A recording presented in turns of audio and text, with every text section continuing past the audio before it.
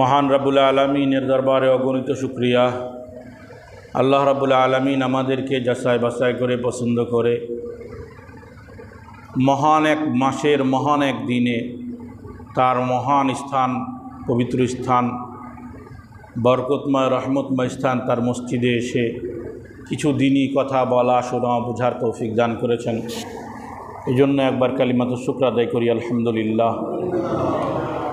রমজানের প্রথম জুমা, যদিও ষষ্ঠ রোজা চলতেছে, 6 তারাবি আমাদের পড়া হয়ে গেছে। তো রমজান সম্পর্কে, রমজানের ফাজাইল নিয়ে এবং গুরুত্ব নিয়ে আমরা 2 জুমা বেশ বিস্তারিত আলোচনাই করেছি এবং রমজানে আমাদের কিভাবে কাটানো উচিত এই বিষয়ে আমরা বিস্তারিত আলোচনা করেছি। এই জুম্মায় আমরা মাসাইলে রমজান এবং মাসাইলে সিয়াম নিয়ে সব কিছু কথা আলোচনা করব ইনশাআল্লাহ। যেহেতু রমজান মাস, আমরা প্রত্যেকেই রোজা রাখি, ইবাদত বন্দেগী করি, তবে অনেক বিষয় আছে যেগুলো আমাদের সামনে চলে আসে, মাসালাগত সমস্যা, যেগুলো আমরা অনেকেই জানি না। আবার এগুলো নিয়ে পড়ালেখা করার মতন সময় আমাদের সকলের হয়ে ওঠে না, যার কারণে এই যে আসন, এই আসন থেকে আমার দায়িত্ব হলো এই মাসাইলগুলো আপনাদের সামনে পেশ করা। তো সেক্ষেত্রে সর্বপ্রথম যে মাসালাগুলো, সাধারণ মাসালা যেগুলো, ওগুলো আলোচনা করব। এরপরে কিছু আধুনিক মাসাইল নিয়ে আলোচনা করে আমি আমার আলোচনা শেষ করব। আগামী জুম্মা ইনশাল্লাহ আমরা যাকাতের উপরে আলোচনা করব। যেহেতু রমজানে আমরা 4টা জুম্মা পাবো, অনেক রমজানে আমরা 5টা জুম্মা পেয়ে গেছি কাটাকাটি করে। শুরুতেই জুম্মা আসলে দেখা যাবে আমরা 5টা জুম্মা পেয়ে যায়, যেহেতু এবার 6 রোজা এসে জুম্মা শুরু হয়েছে, যার কারণে 4টা জুম্মার বেশি আমরা এবার পাচ্ছি না।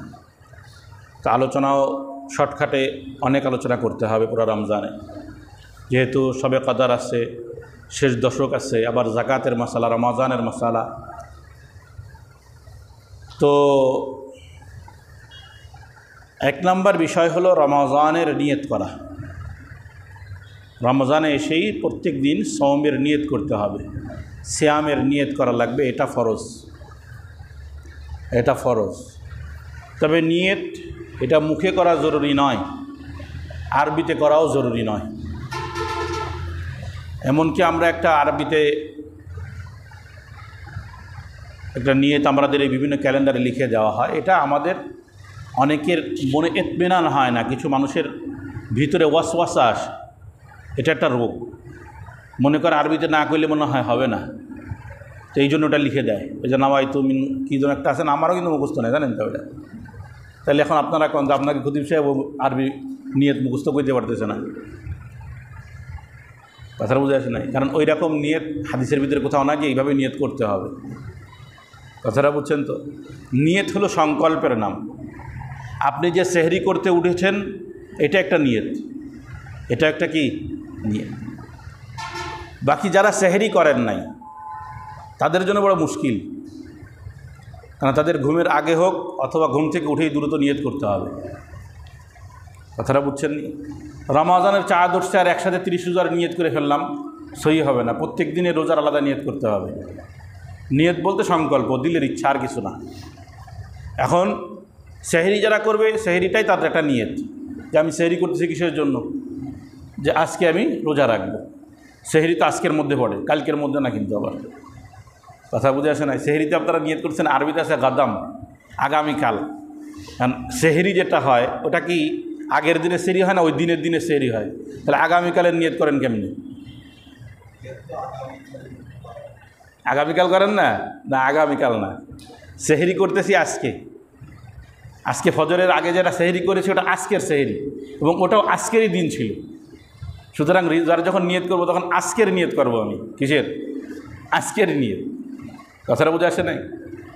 তো সেহরিতে যখন নিয়ত করবেন, ঘুমের আগে নিয়ত করলে বলুন আগামীকালের দিন, বুঝছেন না, দিন দিন ধরতে হবে তখন, শুধু দিন। তো এই জন্য নিয়ত যখন করব, দিলের ইচ্ছা থাকলে নিয়ত হয়ে যাবে, মুখে বলা জরুরি নয়, আরবিতে বলাও জরুরি নয়। এই জিনিসটা খেয়াল রাখতে হবে। কেউ যদি নিয়ত করতে ভুলে যায়, ঘুম থেকে উঠে দিনের অর্ধেক পার হওয়ার আগেই নিয়ত করে ফেলতে হবে। এখন দিনের অর্ধেক কোনটা এটা আবার বুঝতে হবে। আমি আগে একদিন আপনাদের সামনে আলোচনা করেছিলাম দুই প্রকারের দিন। এক প্রকারের দিন হলো সূর্য ওঠা থেকে নিয়ে সূর্য ডুবা, এটা হলো ইংরেজি দিন। কিসের দিন? ইংরেজি খ্রিস্ট ধর্ম যে দিনটাকে দিন বলে, সূর্য উঠবে সূর্য ডুববে একটা দিন।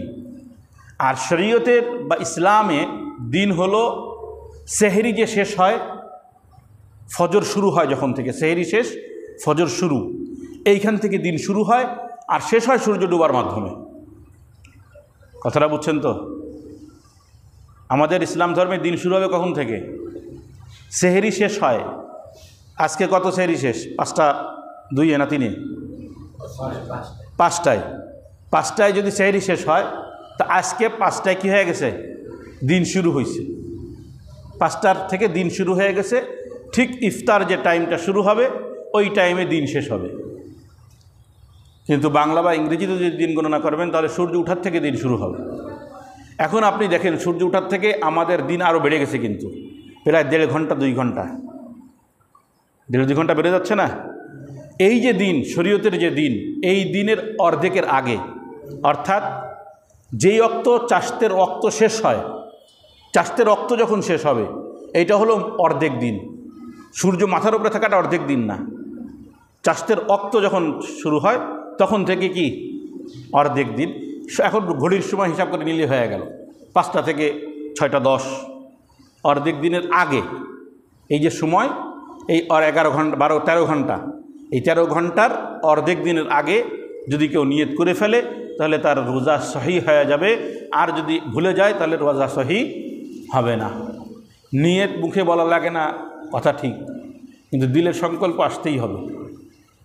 দিলের সংকল্প কি করতে হবে? আসতেই হবে। আর আগে বললাম যে সেহরি করার দ্বারাই অটোমেটিক দিলের একটা সংকল্প চলে আসে। এই জন্য সবথেকে নিরাপদ হলো সেহরি করা। সেহরি করা এটা সুন্নাত। সেহরি করা কি? এটা সুন্নাত। সেহরি ছাড়া যাবে না। সেহরি যতই কষ্ট হোক, ঘুম থেকে উঠে হলে 1 ঢোক পানি হলেও খেতে হবে, 1 ঢোক পানি হলেও খেতে হবে। যেহেতু আমাদের একটা বদ অভ্যাস আছে যে আমরা তারাবির পরে সাধারণত একটা আয়োজন করি। ইফতারের আয়োজনের পরে আবার কি, তারাবির পরে আবার ভাত খাইতে বসি, খানা খাইতে বসি, রাতের খানা। যার কারণে আমাদের ওই সেহরিতে আর কি থাকে না, ক্ষুধা থাকে না। তো অনেকে একটু কষ্ট বেশি যদি হয়, রাত জায়গা যদি পড়ে যায়, তো চিন্তা করে না আর উঠবো না। না, ওটা তো সেহরি না। সেহরি হলো শেষ রাতে যেটা হয়, একেবারে শেষ মুহূর্তে, ওটা হলো সাহারি। এই জন্য সাহারি যখন করব তখন 1 ঢোক পানি হলেও আমরা কি করে নেব? সাহারিতে উঠে পানি খেয়ে নেব। এটা সুন্নাত। কারণ কি? রাসূল করিম সাল্লাল্লাহু আলাইহি ওয়াসাল্লাম বলেন, তাসাহারু ফাইন্না ফিস সাহুরি বারাকা, তোমরা সাহারি করো কারণ সাহারির মধ্যেই বরকত রয়েছে। আমরা তো বরকতই চাই, সাহারির মধ্যে বরকত আছে, তো এই জন্য সাহারি করতে হবে। আর সাহারি করার দ্বারা অটোমেটিক নিয়ত হয়ে যায়। তৃতীয় আর একটা মশলা, এর মধ্যে 2টা মশলা বলে ফেলছে, নিয়ত আর সাহারি। খেয়াল করছেন তো? একই কথার মধ্যে 2টা কথা বলছে। ইফতার, ইফতার এটা করাই লাগবে। ইফতার এটা করাই লাগবে, কারণ এটা আল্লাহর হুকুম। এটা কি? আল্লাহর হুকুম। সাহারি আপনি না করলেও রোজা শুরু হয়ে গেছে, কিন্তু রোজা ভাঙ্গা লাগবে, ভাঙ্গার হুকুম আসছে, রোজা ভাঙ্গার হুকুম আসছে, এই জন্য রোজা ভাঙতে হবে। তো ইফতারের সময় যখন হবে, একেবারে যেই সময় শেষ শুরু হবে ঠিক ওই সময় একটা খেজুর অথবা পানি খেয়ে হলেও রোজা ভাঙতে হবে। ভেঙে এরপরে কি আপনি অন্য কাজ করেন, খানা খাবেন না, ডায়েট করবেন না, কী করবেন সেটা আপনার দায়িত্ব। বুঝেন নাই? এখন ডায়েটের মশলা আসে তো ওই জন্য অনেকে করে কি সমস্যা নেই, না খাইলেও সমস্যা নেই। না, যেটা রোজা, রোজা যখন রাখবেন তো রোজা অল্প হলেও ভেঙে এরপরে কি ডায়েটের খাবার খাবেন, ডায়েটের যে খাবার সেই খাবার খেয়ে রোজা ভাঙতে হবে। রোজা ভাঙ্গা লাগবে এবং রোজা খুব দ্রুত ভাঙতে হবে। যে ঠিক আছে আস্তে আস্তে কাজ, বিশেষ করে মহিলারা, আমাদের মহিলাদের মধ্যে এই সমস্যাটা হয় যে সবার ইফতার গুছাইতে গুছাইতে সবাই ইফতার শুরু করে দিচ্ছে, আর সে এই তো এই তো এই তো এই তো এই তো এই করবো সেই করবো করতে করতে দেখা যায় যে অনেকের আমাদের ইফতার হয়ে যাচ্ছে, সে এখন ইফতার করেনি। মহিলাদের মধ্যে এমন হয় কাজের চাপে, আমরা পুরুষরা তো তাদের হাতে ছেড়ে দিছি সংসার, রান্নাবান্না করে তারা আমাদের সামনে ইফতার দিবে, আমরা বসে আছি। তারা ইফতার গুছাইতে গুছাইতে কী করে ফেলে, ইফতারে দেরি করে ফেলে। এটা যেন মহিলাদের থেকে না হয়, এটা সতর্ক রাখবেন যে একটা খেজুর দিয়ে হলো যেন রোজাটা ভেঙে দেয়। রোজা ইফতার করার আগে দোয়া আছে, সাহেরির পরে যেটা দোয়া, ওই দোয়ার কথা বলতেছি না। ইফতার যখন করবেন তখন একটা দোয়া, যেটা আমাদের মুয়াজ্জিন সাহেবরা মাঝে মধ্যে পড়ে শোনায়, আল্লাহুম্মা লাকা সুমতু আলা রিজিকা আফতারতু। এটা ইফতারের আগে দোয়াটা করে নেবেন। আরও দোয়া করা যায় ইফতারের আগে, দোয়া তো অনেক বড় দোয়া, আপনারা যদি চান সময় নিয়ে করবেন, কোনো সমস্যা নেই, কারণ ওইটা দোয়া কবুলের সময়, এজন্য ওই সময় মিস করবেন না কখনো। রোজা যদি ইচ্ছাকৃত নষ্ট করা হয়, রোজা কেউ যদি ইচ্ছাকৃত ভাঙ্গে বিনা ওজরে, কোনো ওজর ছিল না, এই খুব ভালো করে খেয়াল করবেন, ওজর ছিল না, এরপরে রোজা ভেঙ্গে দেয়, রোজা রাখছে, রাখার পরে ভেঙ্গে দেয়, নষ্ট করে দেয়, কাজাও করতে হবে, কাফারাও দিতে হবে। কাজা তো বুঝছেনই, ওই রোজার বদলে আর একটা রোজা রাখতে হবে। আর কাফারা কি? কাফারা সর্বপ্রথম হলো একাধারে 2 মাস ধারাবাহিক রোজা রাখতে হবে, এক রোজার বিনিময়ে, এক রোজার বিনিময়ে, খেয়াল করতে হবে। তো এক রোজার বিনিময়ে ধারাবাহিক 2 মাস, এই 2 মাসের মধ্যে একটা সিস্টেম আছে। আবার যদি মাসের শুরু থেকে শুরু করে দেন, তাহলে চন্দ্র মাস হিসেবে রোজা রাখবেন, চাই মাস 29-এ যাক বা 30-এ যাক, কোনো সমস্যা নেই। 59টা রোজাও হতে পারে, আর 2 মাসে যদি 29-এ যায় তো 68টা রোজা হবে, এই 58টা রোজা হবে। কথা বুঝছেন তো? কিন্তু যদি মাস ভেঙে ফেলেন, মাসের মাঝখান থেকে রোজা রাখা শুরু করেন, সেক্ষেত্রে 60টা রাখতে হবে, পুরা গুণে 60টা রাখতে হবে, গুণে। এর মাঝখানে একটা রোজাও যদি ভেঙে যায় তো আবার নতুন করে শুরু করতে হবে। কাফারা বড় কঠিন জিনিস, কাফারা শাস্তিটা অনেক বড় কঠিন। এই জন্য বিশেষ করে যে সমস্ত ভাইয়েরা রোজা ভেঙে ফেলি বা খুব কঠিন জিনিস, সতর্ক থাকা দরকার। এক তো দেখেন, কাফারা দিবেন, কাফারা দেওয়ার পরেও কিন্তু আপনার এই রোজার যে ক্ষতি, এই ক্ষতিপূরণ হবে না, জানেন? আল্লাহ রসুল কি বলেছেন? পুরা জীবন যদি সে রোজা রাখে একটা রোজার বিনিময়ে, তারপরেও এই রোজার যে ক্ষতি, এই ক্ষতি সে পূরণ করতে পারবে না। এই জন্য রোজা যে একটা নষ্ট করবেন, রোজা রাখবেন না, এর থেকে বড় ক্ষতি আর কি হতে পারে? যে সারা জিন্দেগি যদি আপনি রোজা রাখেন তো একটা রোজার ক্ষতিপূরণ হবে না। এই জন্য খুব সতর্ক থাকা দরকার যে আমার থেকে যেন কোনোভাবে ইচ্ছাকৃত রোজা নষ্ট না হয়। আর একটা বিষয় বুঝতে হবে, এখানে অনেকে এই মাসলাটা আমার কাছে একবার আসছে, এই জন্যই বললাম, অনেকে মানে ইমাম সাহেব বা উলামা একরাম মানে অনেক তাহকিক না করার কারণে অনেকে এ ধরনের কথা বলে ফেলেন। কেউ যদি শুরুর থেকেই রোজা না রাখে, রোজার নিয়তই করে নাই, সেক্ষেত্রে তার শুধু কাজা করতে হবে, ভাঙলে হলো কাফারা। খেয়াল করতে হবে মশলাটা, বুঝছেন তো? এই মশলাটা কিন্তু খুব সূক্ষ্ম মশলা বলতেছি, খেয়াল রাখতে হবে। রোজা শুরুর থেকে রাখতে পারে নাই বা রাখে নাই সে, তাহলে একটা রোজার বিনিময়ে একটা রোজায় কী করতে হবে? কাজা করতে হবে। ক্ষতি সেই আগের মতনই রয়ে গেছে, ও সারা জিন্দেগি বসে রোজা রাখলে আর কাজ হবে? ওই ফজিলত আপনি আর পাবেন না, ওই সম্মান, ওই মর্যাদা আপনি আর পাবেন না। কিন্তু দিনের রোজা রাখছেন, আজকে রোজা রাখছেন, সেহরি করে নিয়ত করে ফেলছেন, সুবহ সাদেক শুরু হয়ে গেছে, এরপরে আপনি অন্যায়ভাবে, কিভাবে অন্যায়ভাবে রোজা নষ্ট করছেন, তখন যায়া অসুস্থ হয়ে গেলে না, সামনে মাসলা বলবো, অন্যায়ভাবে রোজা ভাঙলে এই রোজার কাফারা দিতে হবে। প্রথম কাফারা হলো যে পুরা 60 দিন, যদি 2 মাস হিসেবে ধরেন তাহলে মাস গণনা করতে হবে শুরুর থেকেই, আর না হলে যদি দিন গণনা করেন 60টা দিন, সম্পূর্ণ 60 দিন আপনাকে রোজা রাখতে হবে, ধারাবাহিক, ভাঙ্গা যাবে না। মহিলা যদি হয় সেক্ষেত্রে মাসলা একটু ভিন্ন আছে, কারণ তাদের প্রাকৃতিক কারণে যদি রোজা ভাঙ্গে, বুঝে নিতে হবে, বাচ্চারা আছে, সেক্ষেত্রে আবার এটা ধর্তব্য, সমস্যা নাই, ওটা রোজার মতনই চলবে। তারা ওই সময় বন্ধ রেখে আবার বাকিটুকু রাখা শুরু করবে, যেহেতু 60 দিনের মধ্যে তাদের 3 বার বিরতি আসতে পারে সাধারণত, বা 2 বার বিরতি আসতে পারে, এক একজনের এক এক অবস্থা, সেই হিসেবে বললাম। তো এই জন্য ওইটা তাদের জন্য। এরপরে খেয়াল করতে হবে 60টা রোজায় রাখতে হবে। 60 রোজা যদি কেউ রাখতে অক্ষম হয়ে যায়, যা অসুস্থ, ওজোর, এবং ওজোরটাও নিজে বানাইলে হবে না, আসলে ওজোর, সেক্ষেত্রে 60 জন মিসকিনকে 2 বেলা পেট ভর পেট খাওয়াইতে হবে।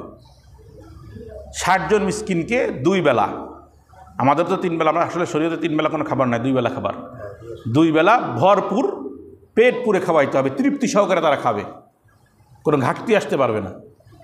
যায় 1 প্লেট করে ভাত দিয়ে দেবে, 1 প্যাকেট করে দিয়ে দেন, ওইখানে প্যাকেটের মশলা নিয়ে আসবেন না, তাছাড়া বুঝছেন তো, ওখানে প্যাকেটের মশলা না, ওখানে কি ভর, কেউ যদি এখন 5 প্লেট খাতে বলে তো তাহলে খাওয়াতে হবে। এখানে কিছু কৌশল আছে। 60 জনকে একদিনেই খাওয়া দিতে পারেন 2 বেলা, একজনকে 60 দিন লজিং রেখে দিতে পারেন, কথা বুঝছেন তো, একজনকে। এটাও যদি কোনো কারণে সম্ভব না হয় তাহলে সেক্ষেত্রে মূল্য, যেটা শরীয়ত ডাইরেক্ট বলে নাই, যদি মাজুর হয়ে যায় যে আমি একসাথে 60 জনকেও খাওয়াইতে পারতেছি না, বিশাল আয়োজনের ব্যাপার, আমার এখন পরিবারের রকম হালাতে নেই, অথবা আমার পারিবারিক অবস্থা এমন না যে 60 জনকে আমি একদিনে খাওয়াবো, বা একজনকে 60 দিন ধরে আমি খানা খাওয়াবো, পরিবেশ এরকম না, তাহলে সেক্ষেত্রে এই 60 দিনের খানার যে মূল্য আসবে, এই মূল্য আপনাকে ধরতে হবে, আমাদের বর্তমান বাজার দর অনুযায়ী ধরতে হবে, সেই বাজার দর অনুযায়ী কাফারা দিয়ে দিতে হবে, এবং সেটা 60 মিসকিনকেও দিতে পারেন, 1 মিসকিনকেও দিতে পারেন।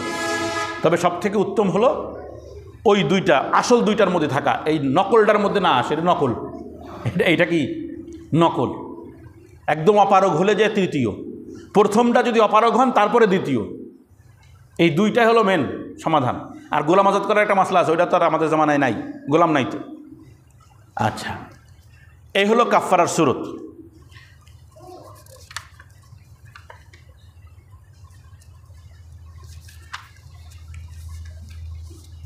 রোজা যদি অন্য কোনোভাবে ভেঙে যায়, যেখানে আপনার অন্যায় নাই, খেয়াল করতে হবে, যেখানে কি নাই, অন্যায় নাই, অন্যায়, তখন যে কাফারা আসবে না, কিন্তু কাজা করতে হবে।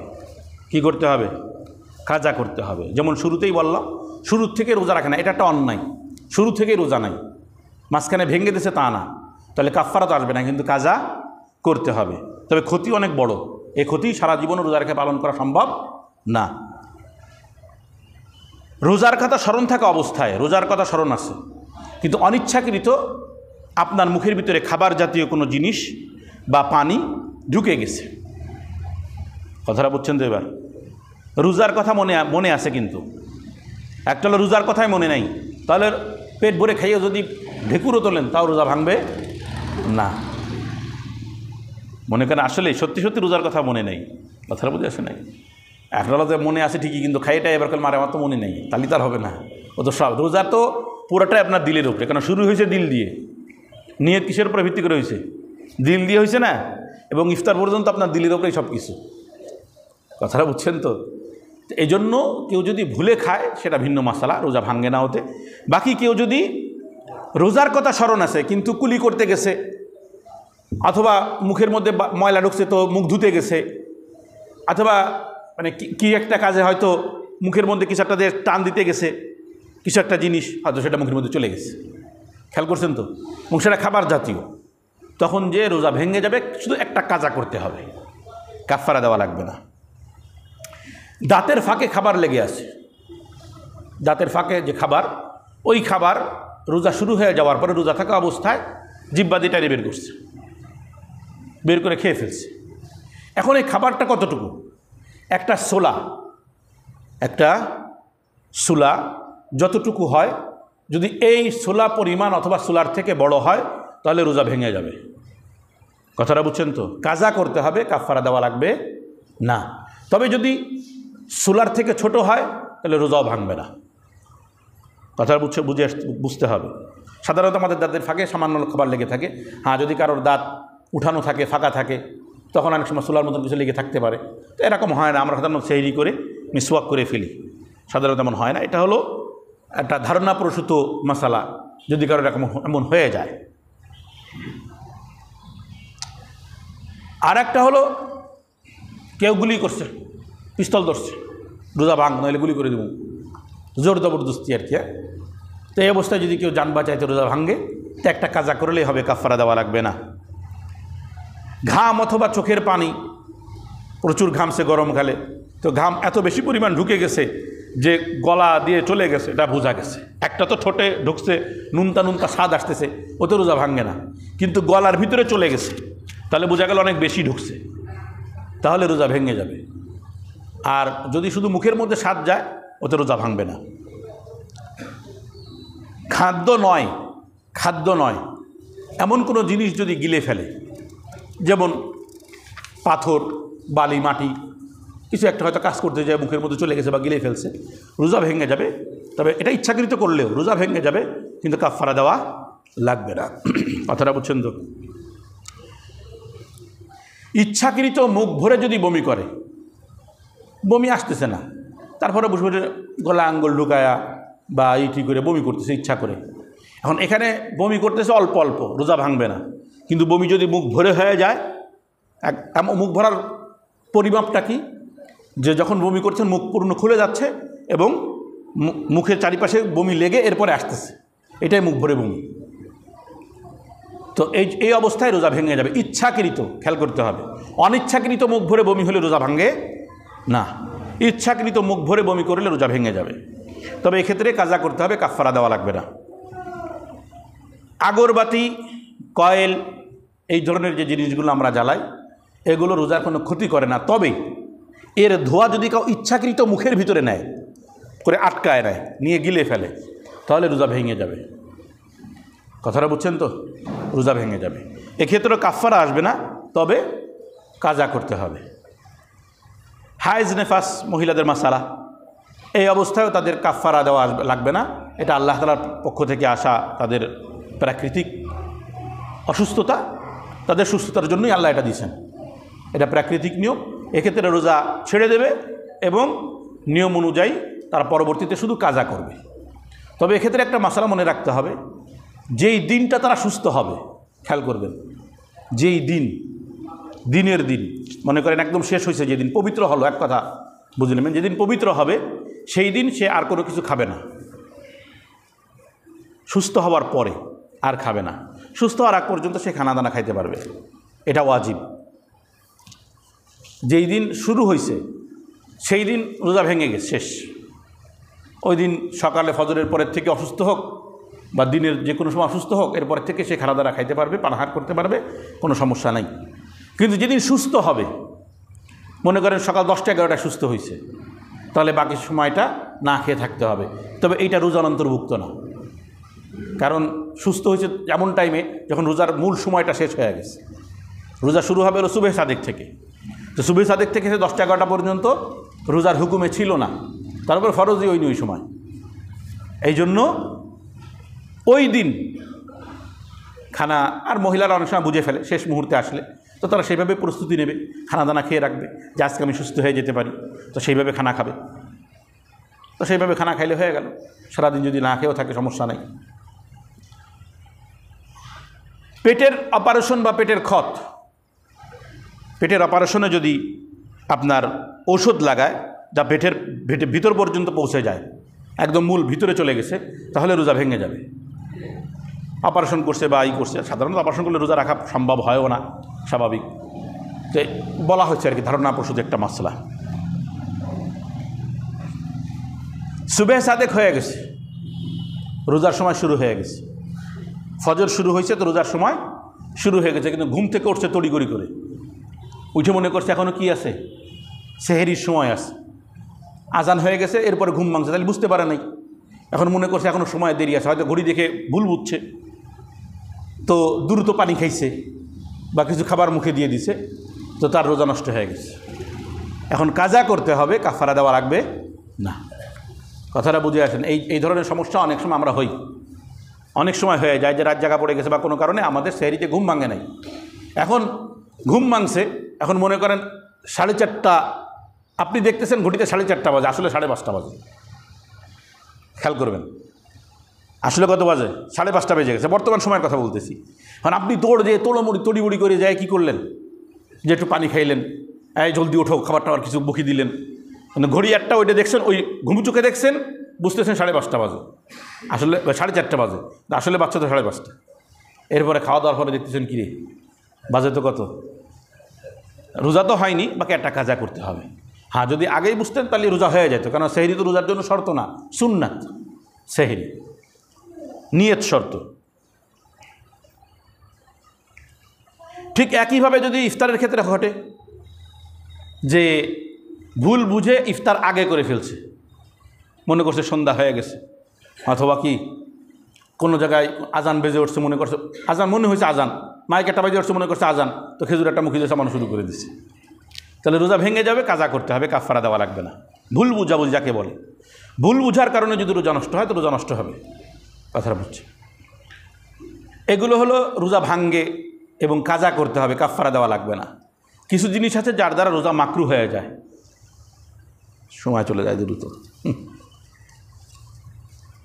কুলি করা, অজুতে আমরা কুলি করব, তো কুলিতে আমরা গড়গড়া করি কি না, করে একটা গড়গড়া করি না, এই গড়গড়া রোজা অবস্থায় করা যাবে না, এটা মাকরু, রোজা অবস্থায় করা যাবে না। নাকের নরম অংশে আমরা পানি পৌঁছাই, এরকম খুঁচায় খুঁচায়, দেখছেন নি, মারি, এবারে করি না, না রোজার সময় নাকের নরম অংশের ভিতরে আর পানি দেওয়ার প্রয়োজন নেই, ব্যাস শুধু এই অংশটুকু, মানে এই অংশটুকু আমরা পানি দেবো, আর ভিতরে আর খুঁচাখুচি করার দরকার নেই। এটা করলে মাকরু হবে, রোজা ভাঙবে না, মাকরু হবে। বিনা ওজোরে খাবার জাতীয় কোনো জিনিস চিবানো, ওজোরে ওজোরে, একটা হলো বাচ্চার খাবার চিবাই দিতে হবে, সেটা ভিন্ন মশলা, চিবাই দিতে পারবেন, স্বাদ লাগতে পারে জিব্বায়, কিন্তু গলার ভিতরে স্বাদ যেতে পারবে না, ওই বিনা ওজোরে চাবানো মাকরু। আর যদি ওজোরের কারণে চাবাইতে হয়, সেই স্বাদ গলা পর্যন্ত যাওয়া যাবে না, গলা পর্যন্ত গেলে কি হয়ে যাবে, রোজা ভেঙে যাবে। এমন কোনো কাজ করা যাবে না যার দ্বারা রোজাদার দুর্বল হয়ে যায়, যেমন সিঙ্গা লাগানো, সিঙ্গা লাগালে এক সময় রক্ত নিলে অনেক সময় কী হয়, দুর্বলতা আসতে পারে। রক্ত দেওয়া নেওয়া জায়েজ আছে, রোজা থাকা অবস্থায় রক্ত দিতেও পারবে, রক্ত সে অন্যকে দিতেও পারবে, নিতেও পারবে, তবে এতটুকু রক্ত দেওয়া যাবে না যার দ্বারা রোজাদার দুর্বল হয়ে পড়ে। অনেকে এক ব্যাগ রক্ত দিলেও দুর্বল হয়, এমন কোনো যদি নিশ্চয়তা থাকে যে না এর আগে আমরা জানি এ দুর্বল, তাহলে তার কাছ থেকে রক্ত নেবেন না, কারণ রোজা নষ্ট হয়ে যেতে পারে, অসুস্থ হয়ে পড়বে। এটা যদি অসুস্থ হয়ে যাওয়ার ভয় থাকে রক্ত দেওয়ার কারণে, তাহলে রক্ত দেওয়া মাকরু।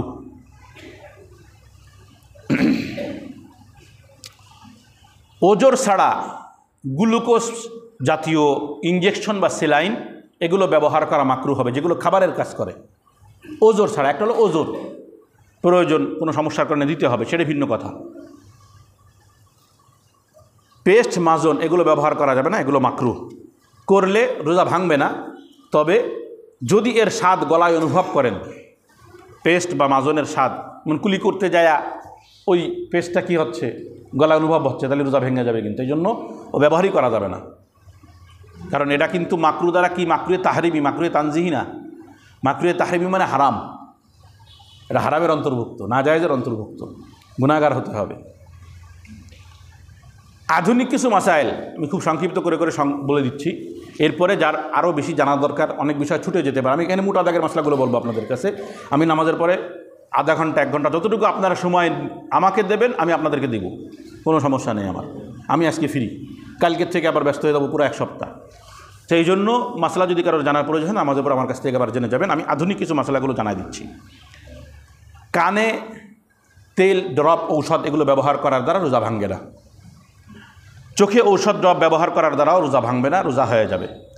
নাকে ড্রপ স্প্রে ব্যবহার করা যাবে না, নাকে খেয়াল করছেন তো, চোখে ব্যবহার করা যাবে, কানে ব্যবহার করা যাবে, কিন্তু নাকে ব্যবহার করা যাবে না, কারণ নাকের যে ঔষধ সাধারণত গলা দিয়ে আমাদের কি হয়, পার হয়। এই জন্য হ্যাঁ, যদি এমন কোনো স্প্রে থাকে নাকে যেটা আসলে গলা দিয়ে যাবে না, যেটা নাকের মধ্যেই মিশে যাবে, বা এই আমাদের যে শিরাগুলো আছে, নাকের যে নালিটা আছে এর মধ্যেই শুকায় যাবে, যদি ডাক্তার এমন করে গ্যারান্টি দেয়, তাহলে এ ধরনের স্প্রে ব্যবহার করা যেতে পারে। তারপরে সতর্কতামূলক না করা। অক্সিজেন ব্যবহার করা যাবে, অসুস্থ হয়ে গেছে, রোজা আছে কিন্তু অক্সিজেন প্রয়োজন, তো অক্সিজেনে রোজা ভাঙবে না। মস্তিষ্কে ঔষধ ব্যবহার করা যাবে, মনে করেন অ্যাক্সিডেন্ট হয়েছে বা কোনো কাজের কারণে ঘা হয়েছে, ওষুধটা দিলে মস্তিষ্কে চলে যায়, তো ওষুধ দেওয়া যাবে, ওতে রোজা ভাঙবে না।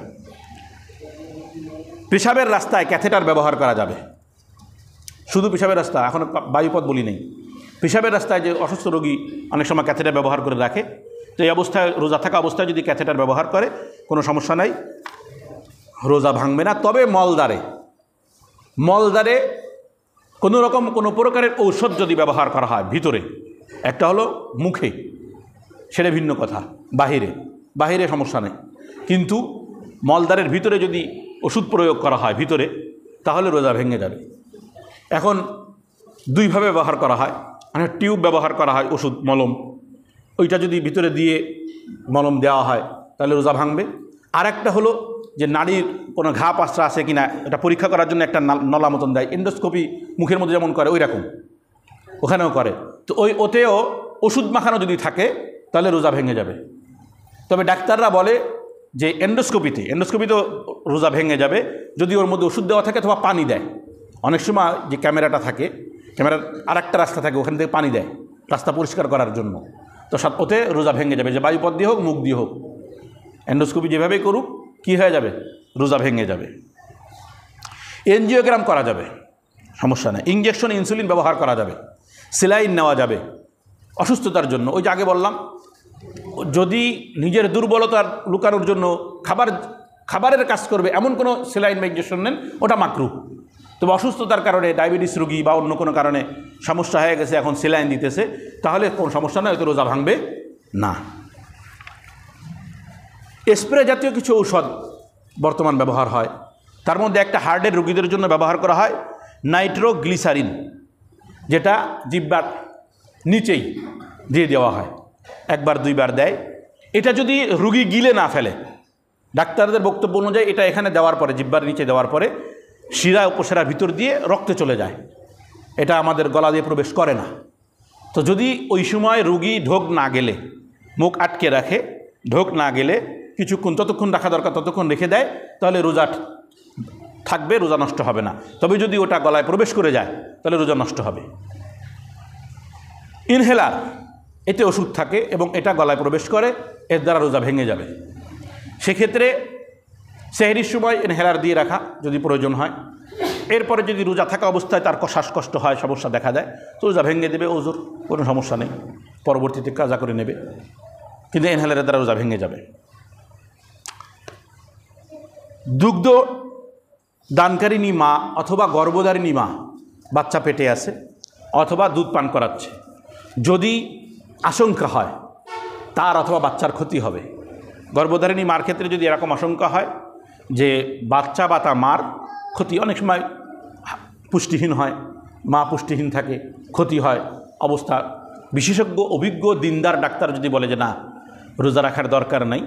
অনেক সময় দেখেন ডাক্তারের কাছে গেলে কিন্তু ডাক্তার বলে কষ্ট হলে রোজা রাখবেন না, এই কথা কিন্তু ডাক্তার বলে না, এটা কিন্তু সিদ্ধান্ত না ডাক্তারের, কষ্ট হলে রোজা রাখেন না এই কথা যদি ডাক্তার বলে, এর কারণে আপনার রোজা ভাঙার বৈধতা আসবে না। ডাক্তার যদি বলে অবস্থা দেখে যে না আপনার রোজা রাখলে ক্ষতি হবে, মার বা বাচ্চার কারোর ক্ষতি হবে, তাহলে ওই বাচ্চা মা রোজা ভাঙতে পারবে, পরবর্তীতে কাজা করে নেবে। ঠিক দুগ্ধদানকারিণী মা যদি রোজা রাখার কারণে বাচ্চা 6 মাসের বাচ্চা, 6 মাসের আগে, মানে এরপরে তো বাচ্চারা বাইরের খাবার খায়, শুধু বাচ্চা দুধের উপরে নির্ভরশীল, যদি মা রোজা রাখার কারণে দুধ শুকায় যায়, দুধ পায় না, বাচ্চার জানের ভয় থাকে, অসুস্থ হয়ে যাওয়ার ভয় থাকে, তাহলে তারা রোজা ছাড়তে পারবে, তবে পরবর্তীতে কাজা করে নেবে।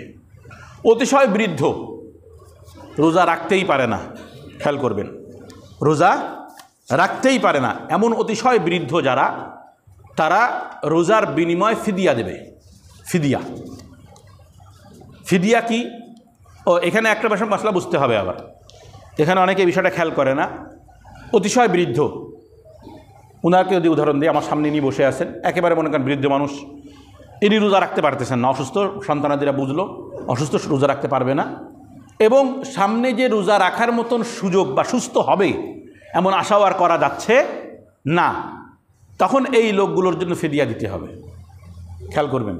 কিন্তু এতটুকু সুস্থ, এমন কারণ আমাদের এই নজরুল ভাইয়ের মতন বয়স হলেও সুস্থ, কিন্তু হঠাৎ অসুস্থ হয়ে পড়ছে রমজানে, তা অনেকটা আশা করা যায় যে ওষুধপত্র খাইলে আস্তে আস্তে সুস্থ হয়ে উঠবে, তাহলে তাদের জন্য ফিদিয়া না, তারা কি করবে? তারা কাজার নিয়ত করে বসে থাকবে। ফিদিয়া দেবে হলো যারা একেবারে অক্ষম হয়ে গেছে। হ্যাঁ, আমরা জানি অক্ষম হয়ে গেছে, বিছানায় পড়ে গেছে, আর উঠতে পারবে না, কিন্তু আমরা ফিদিয়াও দিয়ে দিছি, খেয়াল করতে হবে কিন্তু মশলাটা খুব ভালো করে খেয়াল করেন সবাই। ফিদিয়া দিয়ে দিছি, কিন্তু রোজার পরে আলহামদুলিল্লাহ সুস্থ হয়ে গেছে, কাজা করতে হবে। বুঝছেন তো মশলাটা? অনেকে মনে করে ফিদিয়া দিয়ে দিচ্ছে তো সমস্যা নাই, না, আলহামদুলিল্লাহ সুম্মা আলহামদুলিল্লাহ। আমার দাদি শেষ 4-5টা রমজান আব্বা প্রায় এসে বলতেন, আম্মা আপনি রোজা ছেড়ে দেন না, আমরা ফিদিয়া দিয়ে দিচ্ছি, আমি ছাত্র রাখতেছি বাসায়। আপনি একেবারে জীবনের শেষ রমজান পর্যন্ত পরিপূর্ণ রোজা রাখছেন, পরিপূর্ণ রোজা রাখছেন,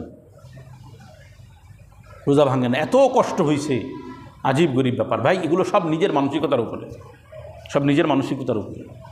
দেখেন আমরা মাজুর হলে চেয়ারে নামাজ পড়বো, আল্লামা কাজী মুহতাসিম বিল্লাহ রহমতুল্লাহ আলাই নড়তেই পারতেন না, তারপরে বলতো আমার একটু ধরে দাঁড়া করাও। আর একজন এরকম ধরে দাঁড়া করাইতেন, উনি দেয়ালের সাথে হেলান দিয়ে দাঁড়ায় দাঁড়ায় নামাজ পড়তেন। চিন্তা করছেন। এরপরে বসে যেতেন, বসে বসে নামাজ পড়তেন। কারণ ওনার কথা হলো যে দাঁড়ায় বসে নামাজ পড়ার অনুমতি আছে, দাঁড়ায় নামাজ পড়ার অনুমতি আছে, চেয়ারের কথা আমার মাথায় ধরে না। চিন্তা করছেন। আসল কথা হলো আপনার মানসিকতা, আর কিছু না। জায়েজ আছে, অনেক কিছু জায়েজ হয়, কিন্তু উত্তম একটা মাসলা আছে। এক্ষেত্রে ফিদিয়া দেবেন কিভাবে? আমরা সাধারণত ফিদিয়া দিই টাকা দিয়ে দিই। ফিদিয়ার মূলই হলো একজন ব্যক্তিকে ওই রোজাদারের বিপরীতে প্রত্যেক রোজার একটা রোজা, প্রত্যেক দিনের রোজার বিনিময়ে 2 বেলা খাওয়াইতে হবে একজন লোককে। কয় বেলা? 2 বেলা পেট পুরে তৃপ্তি সহকারে খাবে।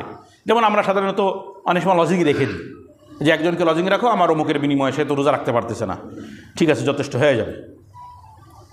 কিন্তু ওখানে আবার একটা শর্ত আছে, ওখানে কিন্তু গরিব বা এতিম হতে হবে, মানে যেটা মিসকিন গরিব হতে হবে।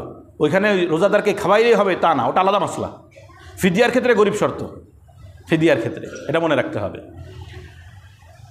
ফিদিয়া যদি টাকা দিয়ে দিতে চান, টাকা দিয়ে, তো সেক্ষেত্রে ফিতরার যে হিসাব সেই হিসাবে দিয়ে দিলে হয়ে যাবে।